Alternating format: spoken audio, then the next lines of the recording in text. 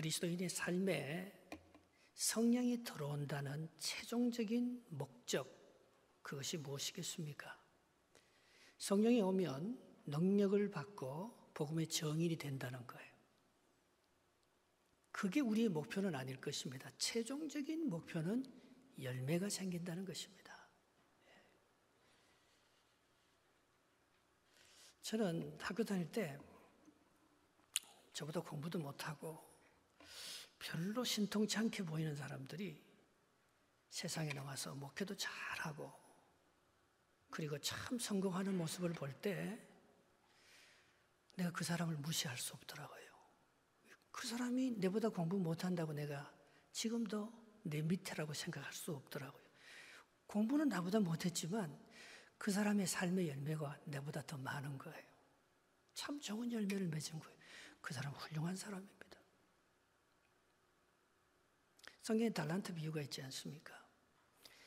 왜 예수님께서 5달란트 맡은 사람을 축복했습니까? 그는 열심히 해서 5달란트를 남겼기 때문에 위대한 거잖아요. 만약에 그 열매가 없었더라면 예수님께서 그 5달란트 맡은 사람을 축복했겠습니까? 1달란트 맡은 사람은 이 사람은 사실은 능력이 많은 사람입니다. 그런데 두려워서 결과를 두려워해서 아무것도 안 하기로 했어요. 혹시 실패할까 봐.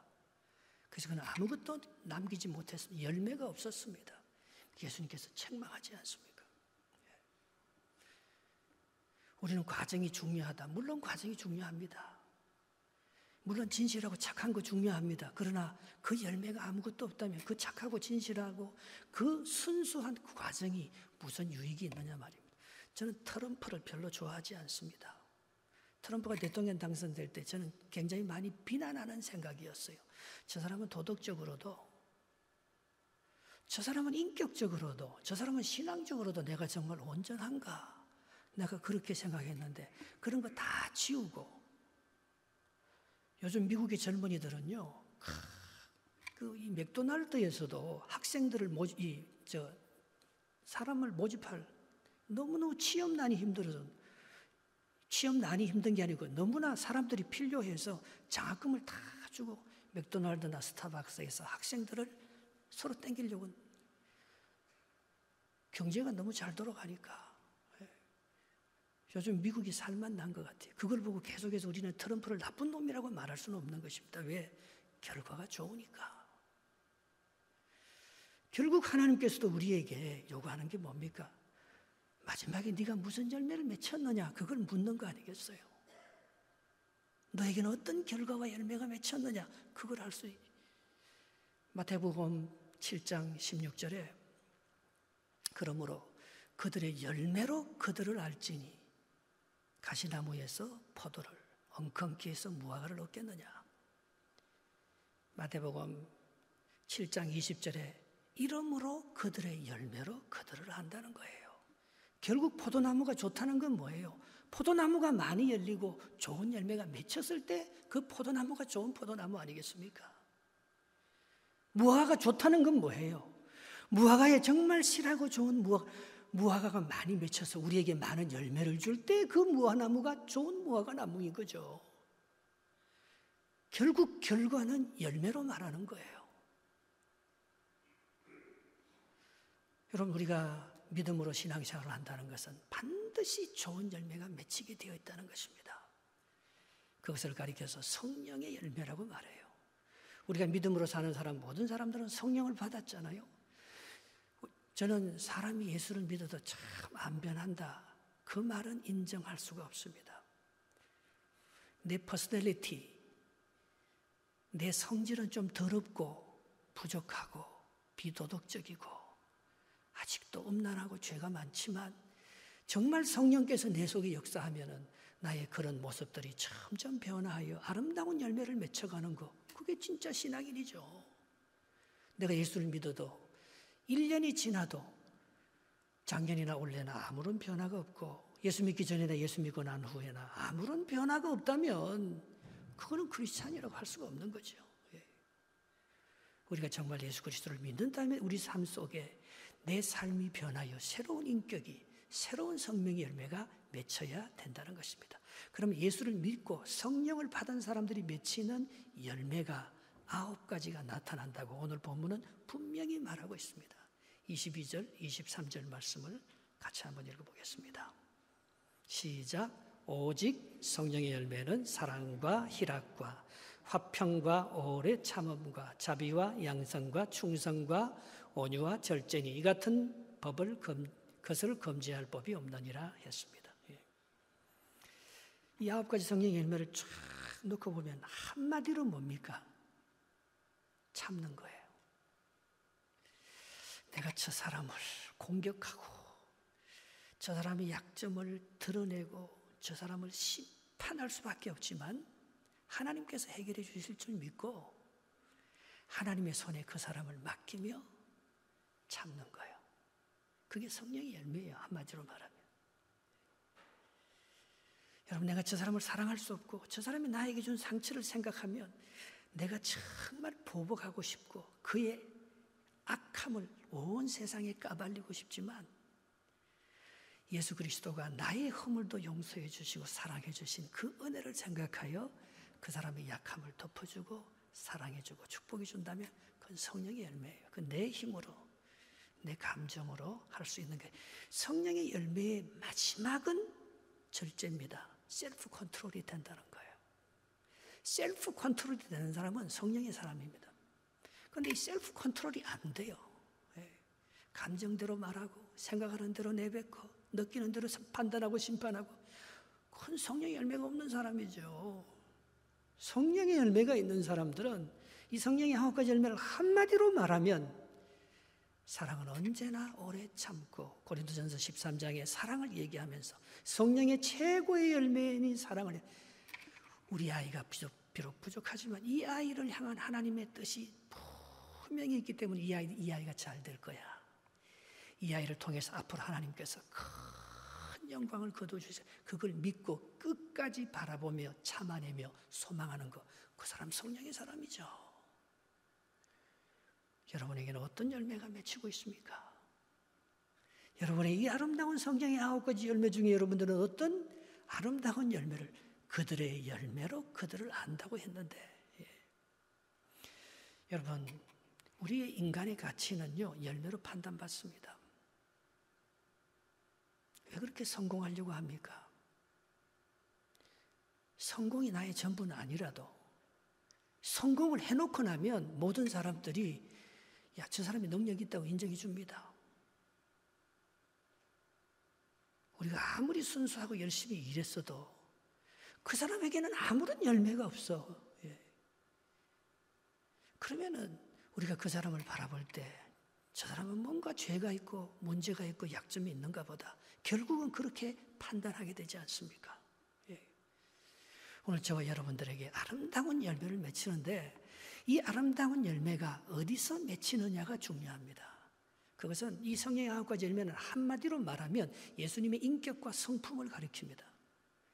예수님의 인격과 성품을 우리의 삶 속에서 맺히게 하기 위한 그 밭이 있어요. 그 터전이 있어요.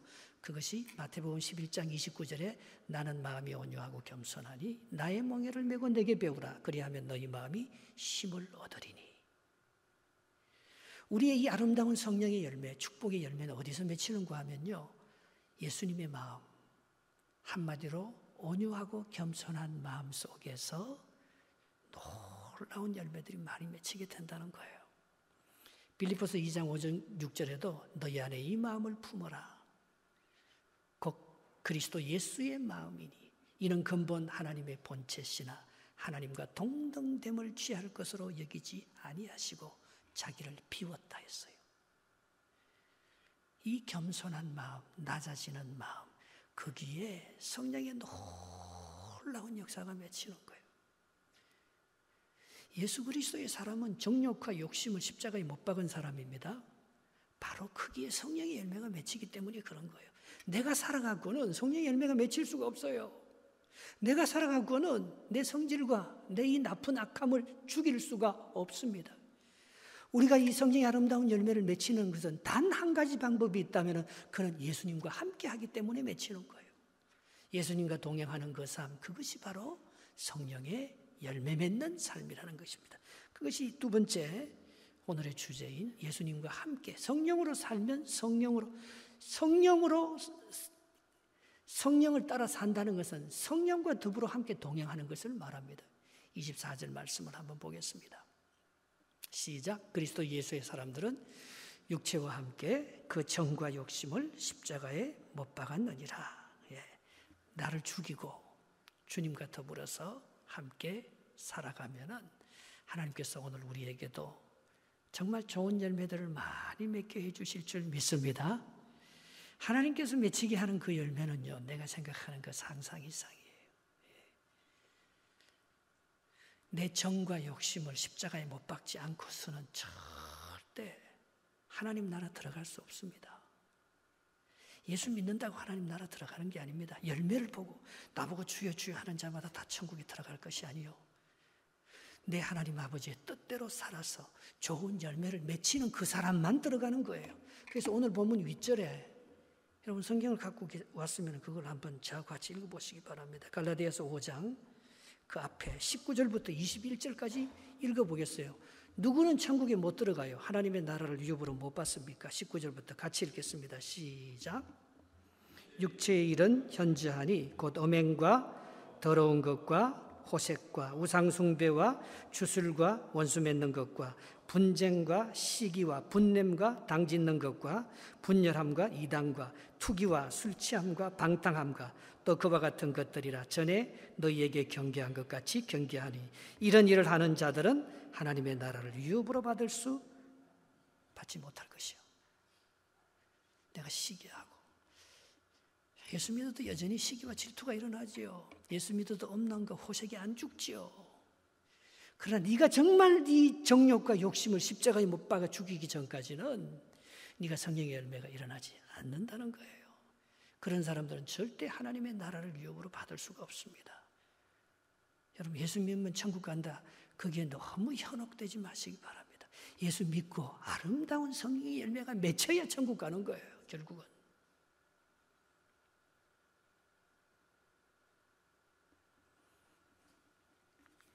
로마서 8장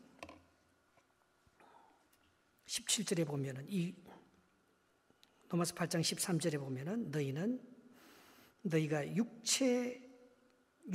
육신대로 살면 반드시 죽을 것이로되 영으로서 몸의 행실을 죽이면 살리라. 야, 나한테도 미워하고 싶은 마음, 나한테도 음란한 마음, 나한테도 죽이고 싶도록 원수 갖고 보복하고 싶은 그 마음이 왜 안 일어나겠어요? 그러나 성령으로 그걸 죽이면 네가 좋은 열매를 맺게 된다는 거예요. 그러나 내 육신의 생각대로 폭로하고 정죄하고 까발리고 그렇게 감정대로 살면, 영으로서 네 육신을 죽이지 못하면 너에게는 아름다운 성령의 열매도 하나님의 나라의 유업도 사라진다는 거예요. 로마서 8장 6절에도 육신의 생각은 사망이요 영의 생각은 생명과 평안이라. 벌써 이 마음속에 모든 사람을 살려내고 이 마음속에 내 마음에 진정한 평안과 위로가 있다면 그 사람은 성령의 사람이에요. 그 사람을 통해서 많은 성령의 열매를 맺게 됩니다. 그러나 육신의 생각을 헤어나지 못하면, 육신의 생각을 스스로 지배하고 셀프 컨트롤이 안 되면 우리는 성령의 열매를 못 맺게 되는 거죠. 1차 세계대전 때 캐나다 의료 장교인 존 맥그레이라는 소위가 있었습니다. 자기 주위에 동료들이 너무 많이 죽어가는 거예요. 약도 없이 다리가 부러지고 피가 나고 고통이 나서 막 절규를 하는 거예요. 약도 없어요. 근데 어디서 너무 예쁘게 핀 꽃이 하나 있어서 그걸 꺾어다가 그 몸에 발라주니까 이 사람이 진통이 멈추는 거예요. 강력한 진통제가 하나 있었어요. 그것이 양귀비였습니다. 그래도 그 사람 죽어요. 그 사람의 시체 위에 양귀비는 위로라는 뜻이, 안위라는 뜻이에요. 그 꽃을 하나 얹어주면서 그 대지 위에서 그냥 장례를 치렀습니다. 그게 참 아름다운 열매가 되어서 지금도 11월 11일이 되면 우리 캐나다 사람, 북미 사람들 이 가슴에는 파피라는 양귀비 꽃을 달고 그걸 기념하지 않습니까? 참 좋은 열매인 것 같아요. 여러분, 이 한 사람 소희가 말입니다. 의료장교로서 전선을 뛰어다니면서 그 양귀비 꽃이 너무 예쁜 거예요. 살아가니까 그게 보이는 거잖아요. 꽃 한 송이라도 얹어주고 싶었는데 그것이 그 사람의 고통을 감소시키고 그 사람을 위로하고 그 사람의 장래, 그 영혼을 축복하는 아름다운 장래가 될 줄이야 어떻게 알았겠어요? 여러분, 우리가 성령의 열매를 맺으면요, 내 것만 생각하지 않습니다. 성령의 열매, 성령이 오면요, 다른 사람의 아픔이 보이고 성령이 오면은 하나님께서 나를 통해서 어떻게 사용할 것인가, 그 위로의 역사가 보이고 그러는 거예요. 그게 믿어지는 거예요. 광야 같은 그런 항무지 독에서도 한 송이 장미꽃을 피우고 파피꽃을 피우는 한 죽어가는 그 병사의 고통을 감해주고 그 영혼을 하나님 나로 인도하는 그런 위대한 의사가 되고 목사가 되고 전도자가 되는 거예요. 그게 성령이 주시는 마음이 아니면 그 사람 죽어가면 그냥 죽는 것으로 끝나지요. 예수님께서 오병이의 기적을 일으키고 딱 한마디 하시는 말씀이 있습니다. 사람들은 기적을 본 까닭에 예수를 믿는 게 아니에요. 먹고 배부른 까닭에 예수를 믿는 거예요. 예수를 통해서 자기들도 이제는 예수를 유대의 왕으로 삼고 자기도 한 자리 하려고 예수를 믿는 거 아니겠어요? 자기의 유익을 위해서. 그때 예수님께서 요한복음 8장에 첫 번째로 자기 선은 에고 에이미를 합니다. 그것이 나는 하늘로부터 온 생명의 떡이라고 했어요.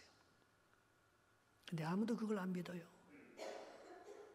오히려 바리새인 같은 사람은 예수님을 참남하다고 해서 예수님을 정죄합니다. 예수님의 제자들이 그 이후로 많이 다 떠났습니다. 그런데 베드로가 그렇게 말하는 거예요. 영생의 말씀이 여기 있사오니 내가 어디로 가오리까? 나는 당신의 말을 믿는다는 거예요. 당신 안에 하늘로부터 온 생명이 있기 때문에 5,000명을 먹이고 12광주리를 남긴 그런 열매가 나타났다는 거죠. 그것은 당신 안에 있는 그 생명의 역사인 것을 나는 믿는다는 거예요. 그래서 그 다음 절에 똑같이 가룟 유다는 그는 처음부터 예수를 팔자라 했어요. 그는 마귀새끼라 했어요. 그는 예수가 저런 말 하는 거 보니까 저게 정신이 나갔구만. 그때부터 예수를 팔 기회를 찾는 것을 볼 수 있습니다. 성령을 받은 사람은 이게 어떻게 내 인간적으로 이성적으로 해석이 안 되고 이해가 안 된다고 해서 그를 물리치고 그를 교만하다고 판단하지만 성령의 사람은 예수님의 말을 믿습니다. 그래서 그도 똑같이 오병이의 기적을 이루면서 예수님보다 더 큰 기적을 만들어내고 죽은 사람을 살리고 생명을 살리는 역사를 만들어 갈 수 있습니다. 그 안에 성령의 생명의 영, 생명의 성령의 법이 죄와 사망의 법에서 우리를 해방시켰고 그 영으로서 육의 생각을 죽였기 때문에 인간적인 이성과 인간적인 판단을 죽였기 때문에 예수님의 말씀을 100% 그대로 아멘으로 받아들입니다. 나는 부족하지만 내 부족한 이 영성과 지성을 통해서 하나님께서 위대한 역사를 일으키실 거야. 내가 주님을 믿기만 해도 내 육신의 정욕을 이기고 내 육신의 생각을 이기고 하나님이 주시는 거룩한 성령의 생각으로 영원한 하나님의 나라가 내 가슴 속에 열매 맺을 거야. 그 믿음이 역사를 만들어가는 것 아니겠어요? 그 믿음이 열매를 맺는 거죠.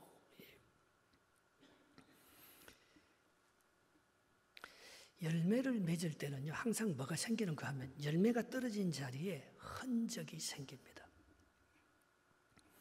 우리 집에 수국이라는 꽃이 있는데요. 사람들이 수국을 참 좋아하는데 저도 옛날에 한국에 있을 때는 수국이 어떤 꽃인 줄 몰랐는데 여기 와서 수국을 보면 참 마음이 깊어요. 근데 수국이요, 그 작년에 맺었던 그 수국 그 꽃봉우리가요, 겨울이 지나고 봄이 오고 다음 꽃봉우리가 올라올 때까지 그 자리에 수국이 그대로 머물러 있어요. 흔적이 있어요. 성령의 열매를 한 번 맺었다가 끝나는 게 아니고 우리가 계속해서 성령의 열매를 맺을 수 있는 것은 우리 안에요 흔적이 있기 때문이에요. 흔적이. 갈라디아서 6장 17절에 너희는 나를 무시하지 말라 했어요. 내 안에는 예수 그리스도의 흔적이 있다고 했어요.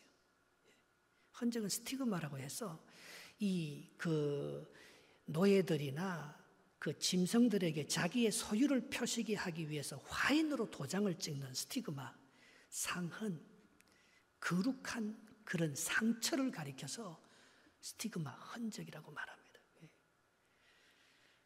여러분, 사도 바울이 이 갈라디아 교회의 문제점은요, 자기들이 할례를 받았다고 해서 자기들은 아브라함의 후손이고 영원한 구원을 받는다고 했어요. 그러나 바울의 생각은 그 가지고는 너희가 구원을 받을 수 없다고 했어요. 너희들에게 예수 그리스도의 흔적이 있느냐 없느냐, 그게 구원의 표시가 되는 거예요. 그건 겉으로 드러나지 않아야 할 것입니다. 그건 눈에 보이는 게 아닙니다. 내 안에 성령께서 주시는 아름다운 열매가 있느냐 없느냐, 그게 나의 흔적이에요. 그 자리에 수국이 또 피는 것처럼 그 자리에 예수님이 남겨놓은 아름다운 흔적들이 우리 가슴 속에 많이 피어나는 것입니다. 예수님이 태어난 베들레헴이라는 그곳에는 낮아짐의 흔적이 꼽혔습니다. 예수님이 십자가에서 죽은 골고다 언덕에는 고난의 열매의 흔적이 꽃을 피웠습니다. 예수님이 묻혀있는 아리마대 요셉의 그 빈 무덤에는 부활이라는 생명의 꽃이 거기에 피었습니다. 그들이 예수 그리스도와 함께 할 때는 예수 그리스도가 지나간 자국마다 다 발자국이 남아있잖아요. 사실 우리가 이렇게 살면서 끝나는 게 아니고요, 우리가 무슨 일을 했는지 다 찍혀 있을 것입니다. 우리의 삶을 천국 가서 뒤돌아보면 우리의 삶에 주님이 함께 하심으로 이런 놀라운 일들을 이루었다는 사실을 우리가 깨닫게 될 것입니다. Keep in step with the Spirit. 성령과 더불어서 그 스텝을 함께 지켜나갈 때에 성령의 열매를 맺는 거지, 가룟주자처럼 자기 생각을 가지고 자기 걸음을 가버리면, 자기 판단을 해버리면 성령의 열매 못 맺습니다. Keep in step with the Holy Spirit. 성령과 더불어서 동행하면서 우리 주님이 걷는 그 발자국을 따라서 내가 걸어가고 그걸 지킬 때에 우리가 성령이 주시는 놀라운 열매들을 맺고 축복을 우리가 누리게 된다는 사실입니다.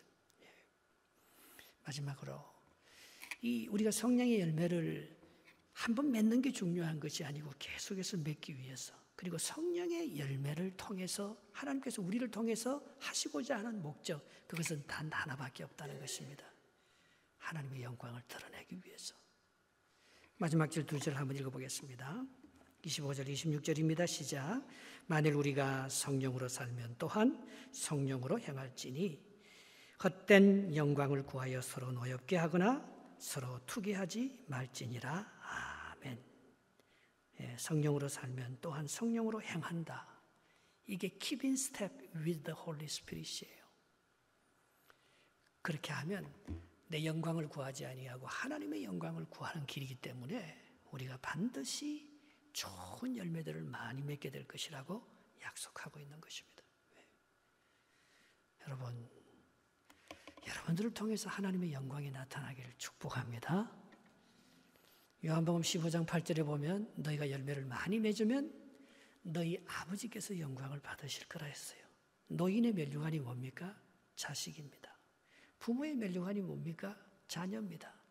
부모는 좀 힘들게 고통스러우면서 여기서 정말 이민 1세로서 뼈 빠지게 일하면서 일만 하고 별로 위로도 못 받지만 자녀들이 성공해서 우리 이민 2세 자녀들이 잘 되고 나면 그 부모의 멸류관이 자녀잖아요.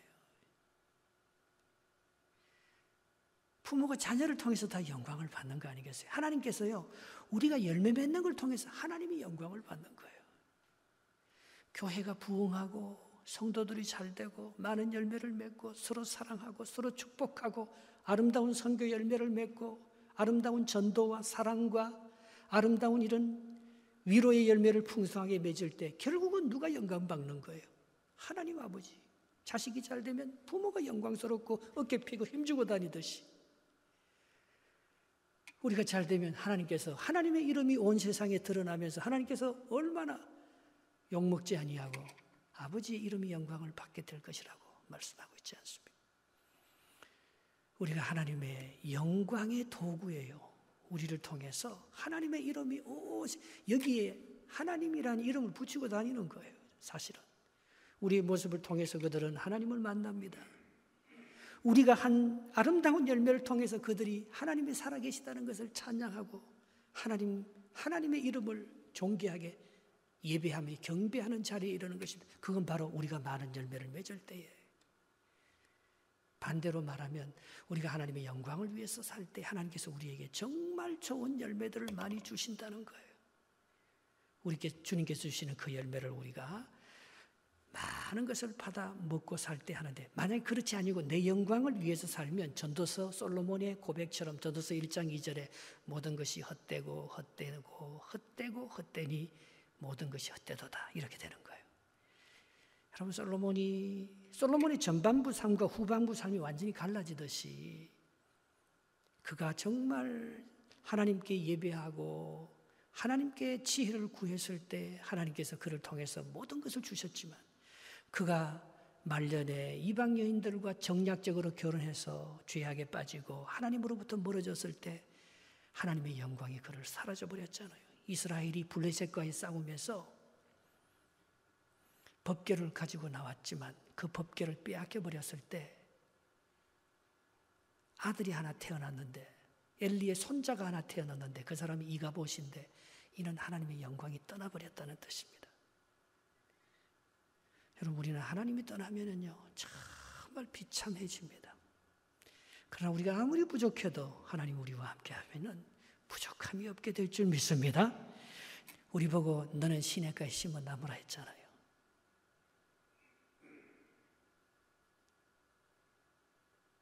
시절을 쫓아 열매를 맺으며 잎사귀가 마르지 아니함 같이 그 하는 일이 다 형통하다 했잖아요. 우리가 악인의 길을 쫓고 죄인의 길에 서지 않고 오만한 자리에 앉지 아니하면 하나님께서 우리에게 그런 아름다운 열매를 주신다고 했어요. 저는 세상의 통계 자료에 너무 의지하지 않습니다. 하나님의 말씀에 의지하면 되죠. 다 안 돼도 되게 돼 있어요. 성령의 사람은. 성령을 떠난 사람들은 안 되는 조건만 얘기합니다. 상황만 바라봅니다.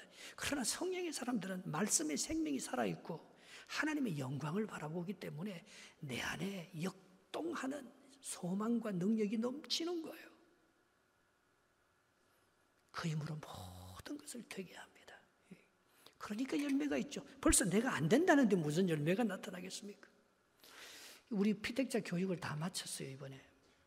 3개월 동안 마치면서 제가 어제 마지막 그 정리를 하면서 우리 피택자들에게 숙제를 하나 줬는데, 그건 내가 오늘은 여러분들을 가르칠 마음이 없다 했어요. 여러분들에게 15분간 시간을 줄 테니까, 어제 주제는 사명과 순종이에요. 내가 하나님께로부터 받은 사명이 무엇이고 내가 그 사명을 위해서 어떻게 순종할 것인지 여러분 스스로 나를 좀 가르쳐 달라 했어요. 우리 서로 배우자고 했어요. 그래서 15분간 시간을 주면서 교회를 한번 둘러보라 했어요. 그래도 어떤 사람은 정자에도 가고, 어떤 사람은 여기 본당 2층에도 올라가고, 어떤 사람은 저기 잔디밭 저 끝에까지도 한번 가고 오더라고요. 사람들이 많이 놀라는 거예요. 잔디밭에 가보니까 저 잔디밭 저거 별로 쓸모가 없고 돌도 많고 잔디 저거 제대로 심은 것도 아니기 때문에 저기서 축구도 하고 운동을 못할 것 같이 생각됐는데, 오늘 가면서 다시 한번 가보세요. 저게 잔디가 얼마나 촘촘하게 세워졌고 우리가 별로 관리도 안 했어요. 그냥 내버려뒀어요. 비가 오고 시간이 지나고 스스로 이렇게 퍼져나가갖고 저 잔디가요 이제 애들 축구할 수 있을 만한 그런 잔디가 된 거예요. 누군가가 심고 누군가가 애써서 헌신하고 뿌려놓았더니만 시간이 지나니까 참 아름다운 저 언덕을 바라볼 때마다 시편 23편이 생각나고, 푸른 초장으로 쉴만한 물가로 우리를 인도하신다는, 만약에 저게 그냥 흙무더기, 저게 그냥 메마른 잡초 언덕이었다면 저걸 바라보면서 우리 위로가 뭐예요? 요즘 우리 교회 주위에 어떤 사람이 계속 이쪽에 나팔꽃 다 심어놨죠. 이쪽에 들어오면서 봄에는 수서나 여름에는 또 뭡니까? 지금 이 우리 교회 강단에 이렇게 받친 이 꽃들, 가을에는 또 이 코스모스, 시절을 쫓아 이 저 꽃이 피도록요 누군가가 다 나팔꽃까지 막 다 심은 여기 모든 게, 야, 여기 교회 처음 들어오는 사람들이 이 교회 누가 이렇게 아름다운 이 교회를 꽃동산으로, 에덴 동산으로 만들어 놨냐고 합니다. 우리 마음이 얼마나 시원한지 모르. 누군가가 그걸 심어. 그 사람이 성령의 사람이에요.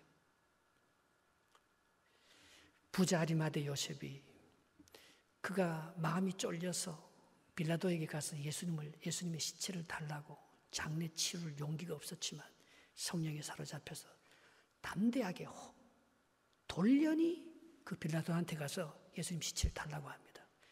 왜? 자기가 준비해 놓은 새 무덤, 돌 무덤에 예수님을 묻기 위해서. 바로 거기에서 부활의 역사가 일어나잖아요. 이게 다 성령의 역사입니다. 근데 우리 이번에 제가 제일 감동을 받은 것 중에 하나는요, 그 피택자 교육을 이렇게 하면서 어제 어떤 사람이 농구공 하나를 갖고 왔어요. 자기는 농구공, 제가 여러분들이 앞으로 하나님께 받은 사명과 그걸 순종으로 이루어드리기 위해서 상징하는 물건을 갖고 오라 했거든요. 어떤 사람 자기는 교회를 돌아다니다가 농구공 하나를 갖고 왔어요. 농구공을 왜 갖고 왔냐고 내가 물었어요. 자, 이 농구공이 이게 서로 깎이고 모난 부분들이 정말 동그랗잖아요. 그렇게 해서 여러분, 우리가 이렇게 동그랗게 인격이, 성령의 열매가 맺혀지지 않으면 쓰임받지 못합니다. 계속 일하면서 남에게 상처만 주고, 계속 일하면서 남을 공격하고, 계속 일하면서 자기 주장만 하고, 계속 자기 뜻을 펼치려고 하면 이 농구공이 되지 못하면 누가 그 농구공을 치면서 골을 넣고 기뻐하면서 아름다운 그런 많은 사람들에게 몸도 살리고 기분도 살려주고 축복을 살려주는 그런 도구가 되겠습니다. 여러분, 우리는 우리 자신을 정말 돌아보면서 내가 하나님 앞에 어떤 모습으로 하나님의 영광을 위해서 내가 가지고 있는 것들을 어떻게 헌신하면서 쓰임받을 수 있을까, 그걸 생각해 보아야 합니다. 바로 거기에 성령이 주시는 놀라운 열매가 있는 거예요. 축복의 열매가 있는 거예요. 그렇게 살 때 신앙생활이 즐겁고 하나님께서 우리를 통해서 정말 영광을 받으시고 우리의 삶에 정말 기쁨과 축복과 아름다운 인격과 또 변화된 삶, 그런 열매들이 넘쳐나게 되리라 믿습니다.